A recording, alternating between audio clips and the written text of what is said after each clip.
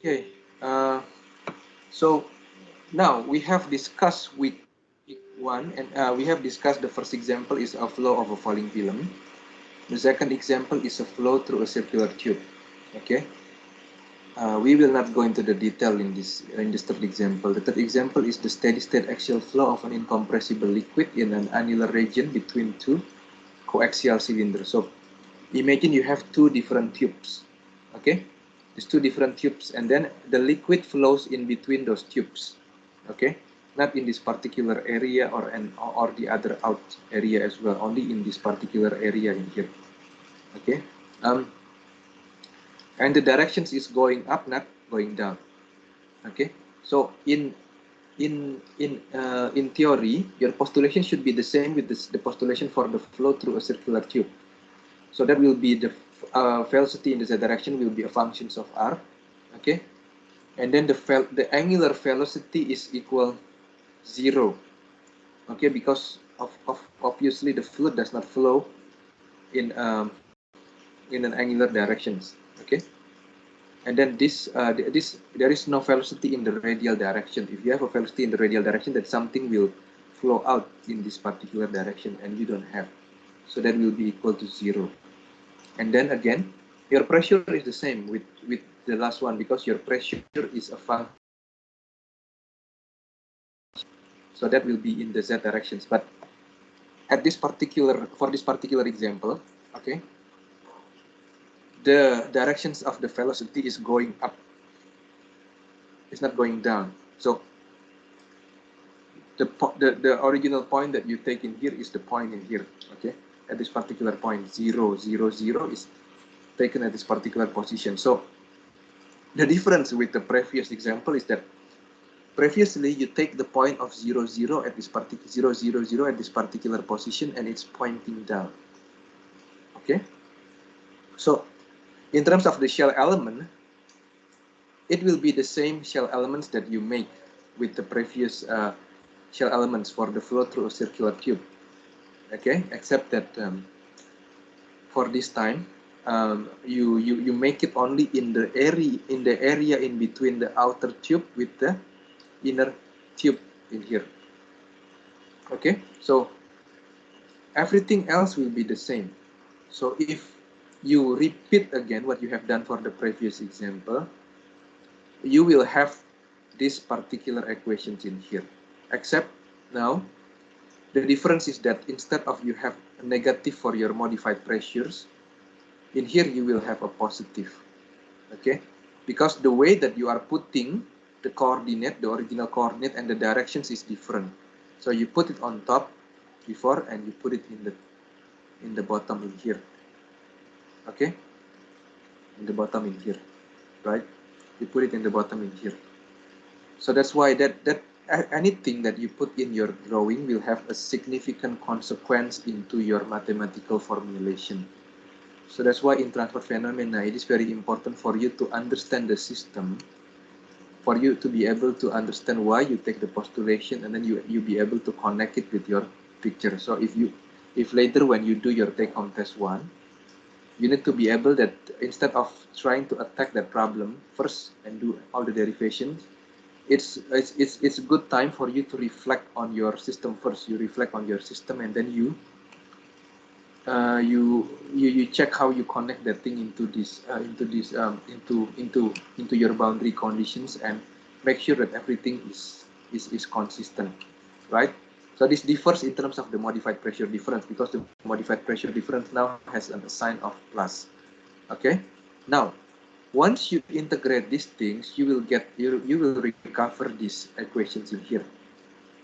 Okay, but now for this particular example, we have a different scenario with the previous example. In the previous example, we have the boundary conditions at r equals 0, or at the center of the tube. Okay, at the center of the tube. So when you have it at the center of the tube, basically, okay, at the center of the tube, basically, you have the conditions where your shear stress will be finite. Okay, in here you cannot apply that boundary conditions because you only have two boundary conditions. You have the boundary conditions in here, okay, where the velocity is 0 in here, and then you have another boundary conditions where the velocity is 0 in here, right? But at this moment of time, you don't have this velocity distribution. This is still not apparent for you, and this is still not apparent for you as well. Okay, this is still not apparent for you, and this is not apparent for you. What you know is that the tube does not move. The tube does not move. So you know that the velocity is 0 in here, and the velocity is also 0 in here. Okay, and then thus the constant C1 cannot be determined immediately since we have no information about momentum flux at the fixed surfaces R equal KR and R equal R. Okay, so what we know is that there will be a maximum in the velocity profile somewhere. Okay, at some unknown surface R equal, we call it this lambda R. Okay, we don't know what is this lambda R, but we do know that because this is 0 and this is 0, and there is a velocity, so the velocity will be maximum at some particular radius in between the KR and R. So at this particular moment of time, I hope you will understand. If you don't understand, then you let me know. So I'm just going slow with you to make sure that everything is makes sense to you. So physically, you need to know why the mathematical term is like this, and then why we have this kind of assumption. Okay, so then at this particular positions at R equal to lambda R, then the flux will be 0, right? Because when the velocity is maximum, then the derivative of the velocity with respect to the R will be equal to 0. So as a result, your shear stress will be equal to 0. Okay.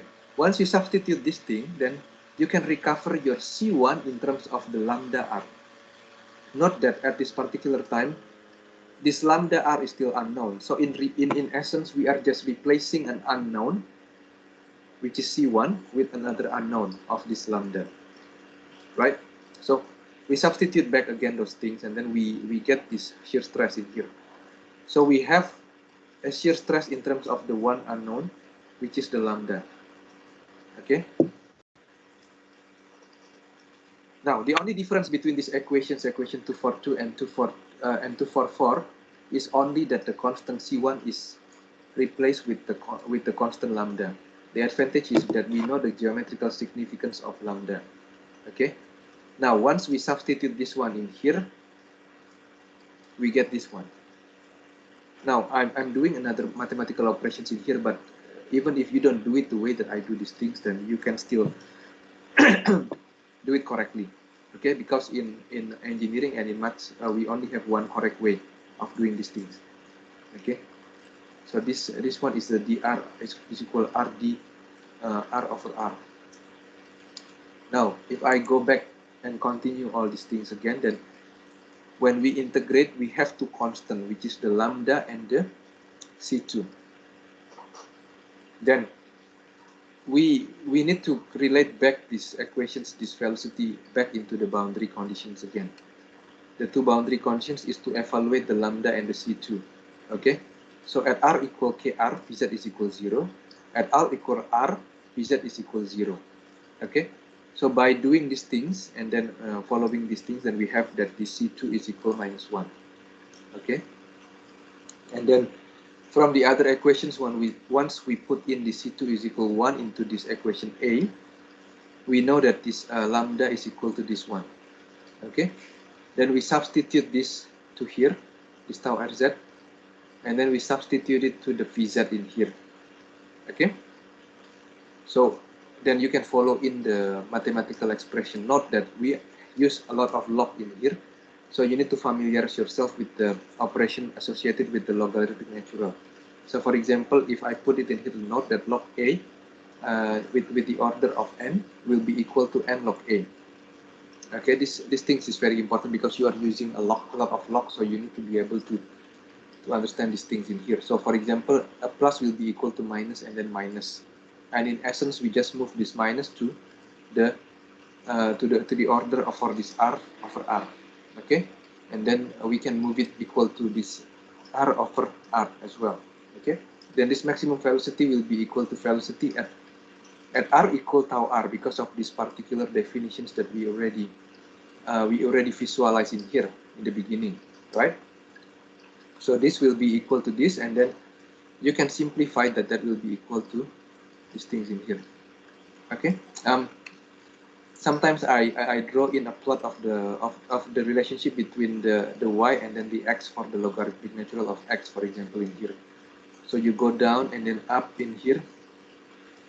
So ln 1 will be equal to 0, okay. Ln 1 is equal to 0, right? So that means that ln 1 is equal to 0. So that will be equal. This is something that you need to see in terms of the mathematical relationship. Okay, so I basically just put everything that I want to put in here when as I try to solve the problems so you get an idea of what how did I solve this problem when I solve it. Okay, so the average velocity will be an integrations from 0 to 2 phi, integral from kr to r. So unlike last time when we integrate these things, it was from 0 to r. Now when you look at the systems, you need to know that your flow does not start from 0. Rather, your flow starts from kr to r, right? So from kr to r, from kr to r, okay. So that means that the integration have to be taken from kr to from kr to r, from 0 to r. Okay, so then you need to know that you can split these things into the two terms. So the d phi one, you split it into here, and then the other one is you split it into the d phi.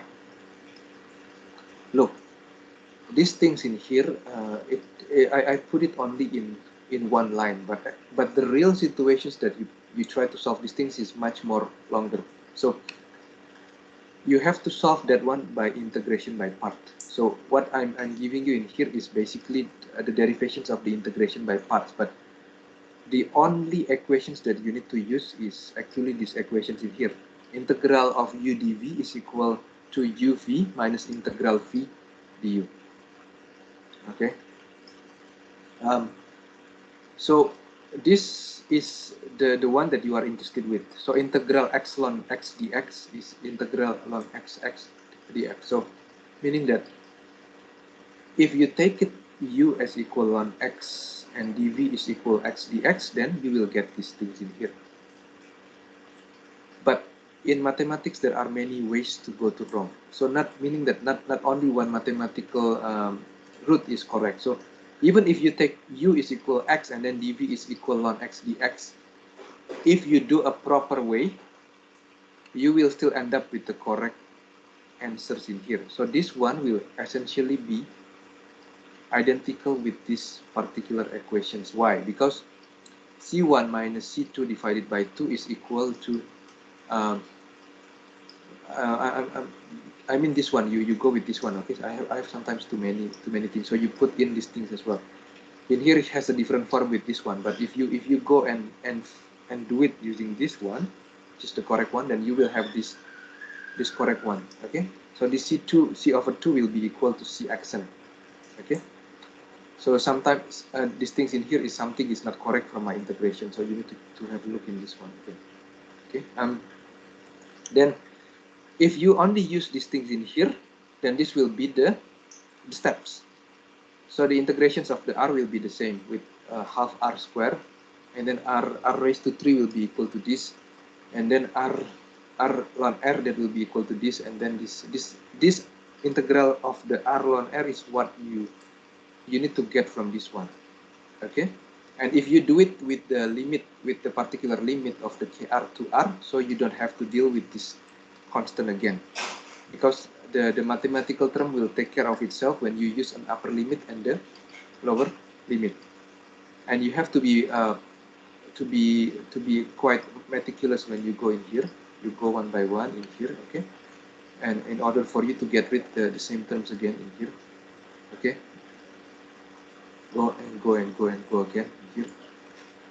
Then once you go in here, then you integrate the RDR from KR to R, you will get this one. Okay, you integrate in here, then you will get this one. So it's quite long, and then this integration by parts is also the same that you will get in your assignment, right? So that's why I ask you to start earlier on your assignment 1 to make sure that everybody can perform well in your assignment 1, because I do want you to how to say, to understand everything, okay, and to tackle something that is quite good in transfer phenomena, for you to understand what transfer phenomena is all about, right? Then at the same token, for the same token, then you also can do the same with the mass rate of flow, but except this time you are multiplying with the surface area only in between the tube, because that's where your surface area of your fluid is. Okay, you don't multiply, because the fluid is only coming in the annulus, so you need to make sure that you are using the correct surface area, right? So that will be this one. Now for the last one, the last quantity that you get, the force exerted by the fluid on the solid surfaces, it will be the sum of the forces acting on the inner and outer cylinders. So that will be something with the inner and with the outer. Okay. So the inner one will be this particular area in here, and then the outer one will be this particular area in there. So you want to get to multiply correctly on that one. So you have to apply the correct shear stress. So the shear stress will be at R equal KR. At R equal KR is at this particular positions, okay? And then you need to multiply it with the surface area where the particular force operates on, okay? And then that's the same with the outer cylinder as well, right? So if you do it properly, you do it correctly, then you will get this one here. Now, for the force, for the average velocity, for the velocity profile, you get this one, okay? You can directly see that it will be 0 on the top, on the, at this particular position at KR equal R. How do you know that thing? You just put in KR, then you prove that that will be 0 at this particular position, which it should be 0 at that particular position, okay? And then at R equal R, that should be equal to 0 as well, okay, at this particular position. So you already know that it will be maximum at this particular position. So that will be like this. But how do we know the shear stress or momentum flux distribution? That it's gonna go minus and it's gonna go plus at this particular position. So you have to do what I put in here, right, in order to prove that it is correct or not. So at the shear stress at R equal KR will be equal to this, okay? And then the shear stress at R equal R will be equal to this. So you see that I can basically get these particular things in here, and then at these particular things in here. Assume K equals 0.2, because sometimes it's probably difficult for you if you just take K is equal to any value. To make it much more easy, then what is determining the magnitude of your shear stress will be this particular term in here, right? The one on the bracket and the one on the bracket in here. So for at the shear stress at R equal KR will be equal to these particular things multiplied by this, by whatever in here, basically. So this one will be positive for sure, and this term in here will be positive for sure. So they will not be the deciding factor for whether this magnitude will be negative or positive, but rather the deciding magnitude, the deciding factor that where it will be positive or negative will be the bracket terms in here, right? So assume K equals 0.2. Okay, so you assume that K is equal 0.2. So then you know that at the shear stress at R equal KR will be negative, because this bracket will be equal to negative. And then the one on the bottom is because when you assume that K is equal 0.2, that will be equal 0.7018. So this will be positive. This will be one way that you prove that the they have a positive or negative magnitude. Okay, you don't have to put in k equals 0.2, but ideally k should be this k should be less than 1 because r is at r k is equal 1, so it can be k equals 0.3, k equal to 0.4, okay, and so on and so on, and k can be equal 0.1. But you need to prove to yourself that whatever given in the example is correct. So you never trust whatever given in your problem. Rather, you have to think such that you check and check and check again. So now after you prove that this is the case, then you are sure that what I'm putting in here is correct. This is negative and this is positive. Okay, and that's basically what I want to discuss for this particular example. And I feel that the best way to get understanding is not many materials, but at different time. So if I give you too much materials at one time, that will not be as good as if I put you a short material for a short time, and then I discuss that another material at a different time. That will be much more productive for you. Okay, so that will be the discussions that I will have for today. Do you have any other questions according for your assignment, for example 1, example 2, or for your different levels of modeling, or anything in particular regarding to the traffic phenomena? Anything? Jonathan, Tiara, Rusiraka, Pancali, Alvin, Kusal, Sakya, Stephanie, Evangeline.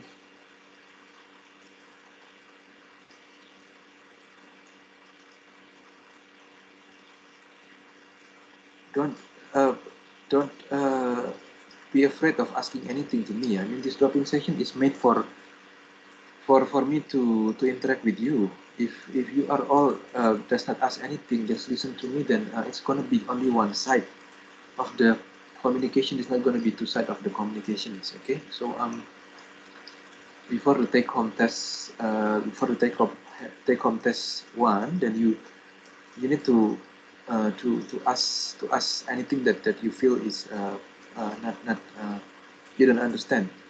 Okay, you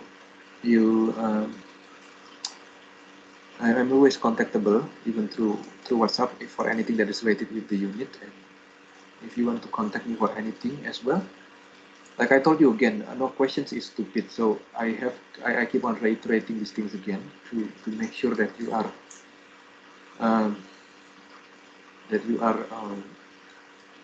you are doing okay. Okay.